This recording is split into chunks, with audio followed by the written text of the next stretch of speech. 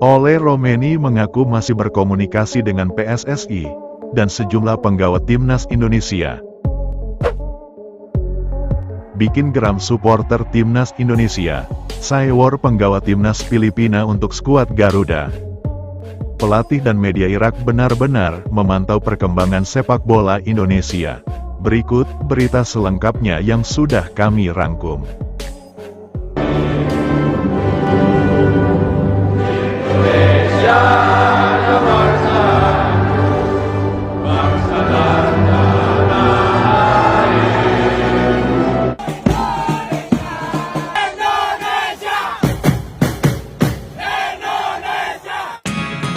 Berita baik menghampiri timnas Indonesia, mengenai kedekatan antara PSSI dengan penyerang muda potensial, yakni Ole Romeni.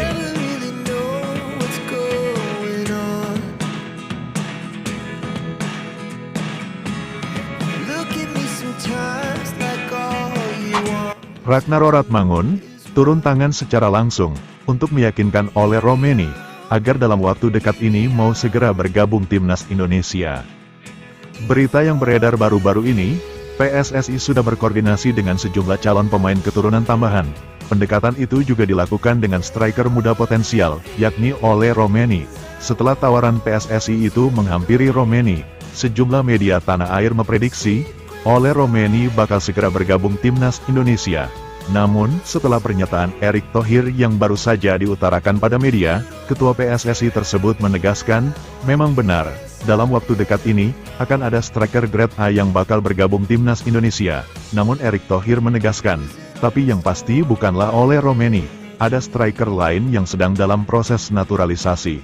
Untuk Ole Romeni sendiri, sepertinya masih dalam pertimbangan, mengingat usianya juga masih sangat muda.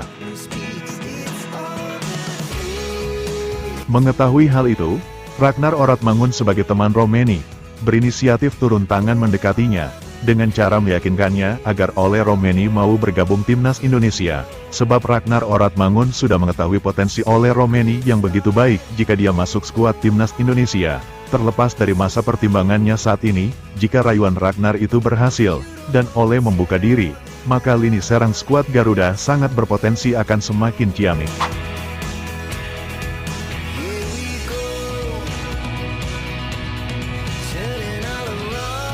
Terlepas dari masa pertimbangan langkah besar yang akan diambil oleh Romeni tersebut, nama Kelvin Verdong sendiri hampir bisa dipastikan sudah bisa tampil melawan Irak pada tanggal 6 Juni mendatang. Namun sebetulnya, Ketua Umum PSSI Erick Thohir sebetulnya lebih memprioritaskan mencari pemain lini serang, seperti Ole Romeni. Dalam masa pertimbangannya tersebut Ragnar tak akan diam saja. Pemain Fortuna Sittard itu mengaku akan terus merayu Romeni untuk segera bergabung timnas Indonesia. Nathan Chow now passing to Ragnar Oratmangun. Still Ragnar, 1, 2, 3 players. Ragnar!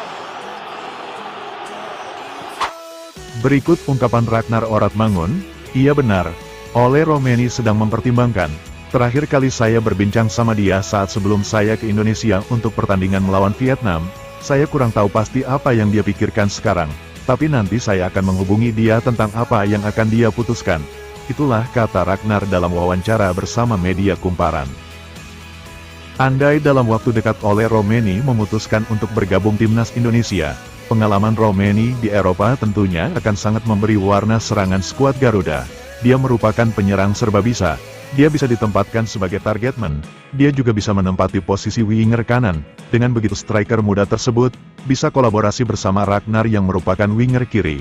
Dan tentunya permainan kedua winger kiri dan kanan tersebut akan semakin baik, dengan dukungan Marcelino Ferdinand, ditambah Rafael Struijk yang berada di ujung tombak, dengan dukungan lini tengah motor serang Tom Haye dan Ivar Jenner. Di lini pertahanan ada Jay Izes, Justin Hapner dan Elkan Bagot.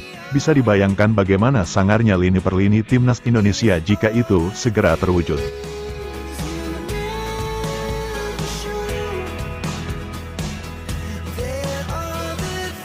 Ricky Kambuaya, masih Ricky Kambuaya, tangan baik dan gol!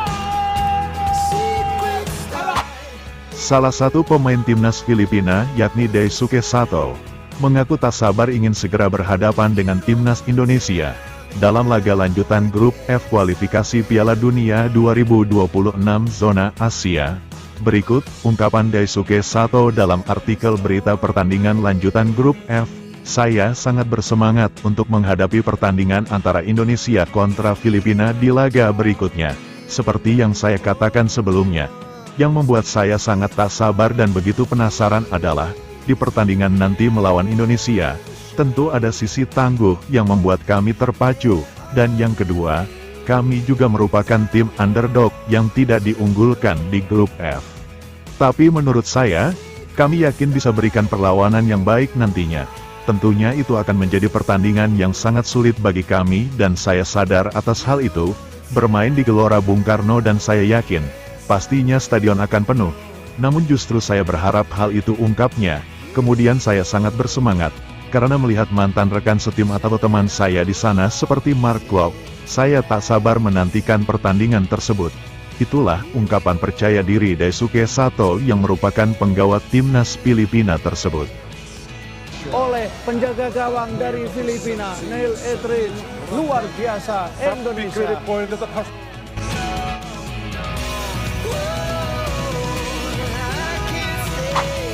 Dari ungkapan percaya diri Daisuke Sato jelang menghadapi timnas Indonesia tersebut, seolah tidak ada beban bagi Filipina di pertandingan menghadapi Indonesia nantinya. Hal itu senada dengan ungkapan pelatih timnas Filipina. Bahkan saking percaya dirinya, pelatih Filipina berani sesumbar akan kalahkan Indonesia di hadapan publiknya sendiri. Dengan begitu, raihan poin Filipina akan mencapai 7 poin. Dengan 2 kali kemenangan yang belum tentu terjadi. Namun pelatih Filipina sudah begitu percaya, akan mengalahkan Vietnam di Hanoi, lalu mengalahkan Indonesia di Gelora Bung Karno. Dengan 2 kali kemenangan, otomatis Filipina mengumpulkan 7 poin.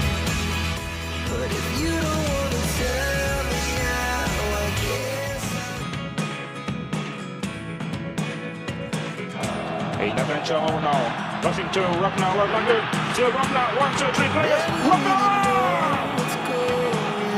So easy from Ragnar Ragnar, a Fortuna Center player now, making his debut goal for Indonesia national team. Indonesia 2, Vietnam 0. Dan uniknya, pelatih timnas Filipina tersebut juga meyakini, Indonesia akan kalah di Gelora Bung Karno saat menghadapi Irak. Begitu percaya diri dan sumbarnya pelatih Filipina tersebut, bahkan dia yakin, akan menang lawan Indonesia, lalu menggeser posisi Indonesia yang satu kaki timnas Indonesia sudah berada di putaran ketiga. Untuk sementara ini, klasemen Filipina berada di posisi paling buncit dengan koleksi 1 poin, sedangkan Indonesia berada di posisi kedua dengan perolehan 7 poin. Kita nantikan saja, apa yang akan terjadi nanti di Gelora Bung Karno. Apakah pelatih Filipina tersebut bisa membuktikan ucapannya akan menggeser Indonesia yang sudah berada satu kaki di putaran ketiga? Sedangkan pelatih timnas Indonesia, yakni Sintayong sendiri percaya diri akan mengalahkan Irak di GBK.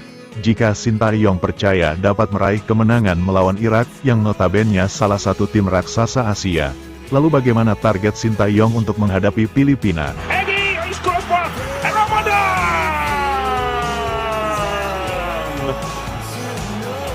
Game over!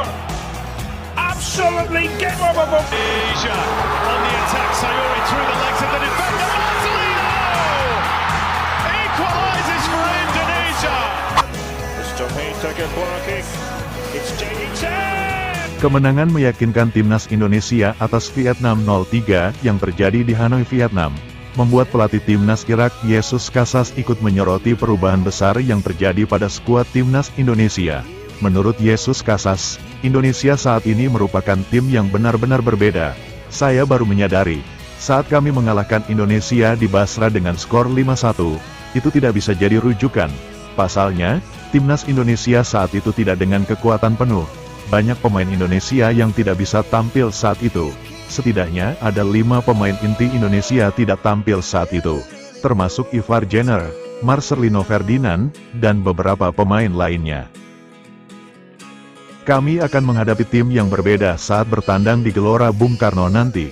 Untuk meraih kemenangan di GBK sepertinya itu hal yang lebih sulit dan tentu komposisi mereka jauh lebih tangguh dari Piala Asia lalu, mereka baru saja memiliki 4 pemain bertaraf Eropa, seperti Tom Haye, J.I.Z., Ragnar Oratmangun, dan Nathan Choaon.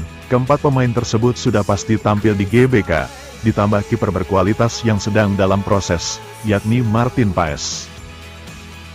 Melihat hal itu, pelatih Irak Jesus Casas mengakui kekuatan Indonesia saat ini tentu sangat jauh berbeda.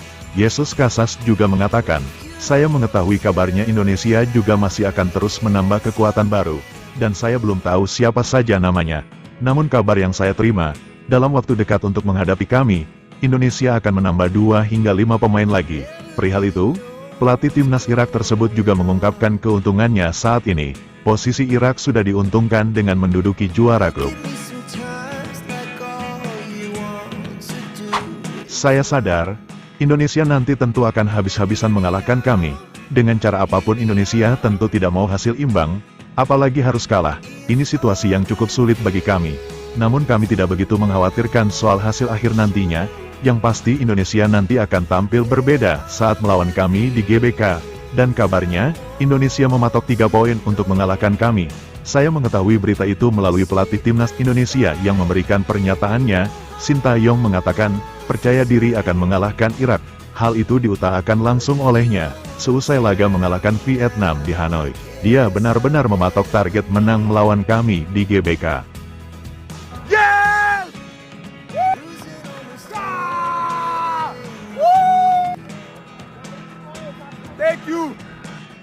Terus terang, mengalahkan Vietnam dengan skor 0-1 saat di Hanoi, itu pertandingan yang begitu sulit.